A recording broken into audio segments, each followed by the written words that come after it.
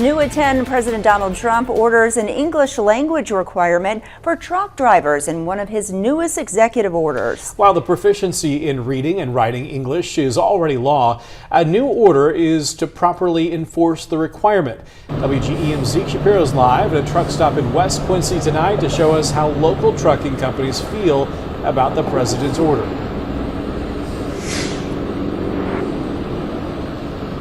The semi-truck. It's a master of human ingenuity. These giant beasts can weigh tens of thousands of pounds, which makes them incredibly dangerous on the road.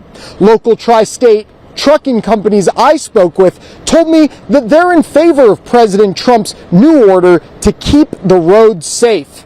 Companies I spoke with said the new mandate transcends politics and is necessary for ensuring safety on roadways. Knoxon trucking owner Wills Nixon told me truckers not being proficient in reading and writing English goes beyond an inability to understand signs on highways. You need to know how to read an English sign or what the speed limit is or a construction zone, and you need to be able to speak to communicate in case of an emergency or instance, or what if they have a health epidemic, something happened and an emergency crew's there to help them, can't understand a thing they're saying. Nixon added that the order will also help change what he sees as lenient requirements to achieve a commercial driver's license, as well as an elimination of questionable hiring processes by trucking companies.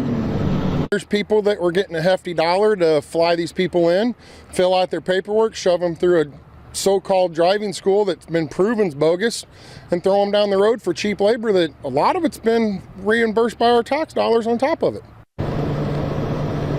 Nixon stressed that people who may disagree with the order don't fully comprehend the complexities that come with driving large semi-trucks.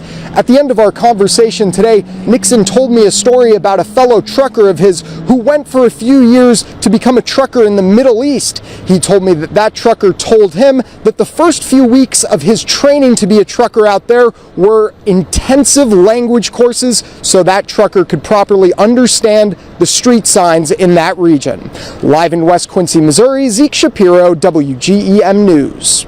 All right, thanks, Zeke. And according to the executive order, the Department of Transportation has until June 27th to create new language proficiency requirements to receive a commercial driver's license.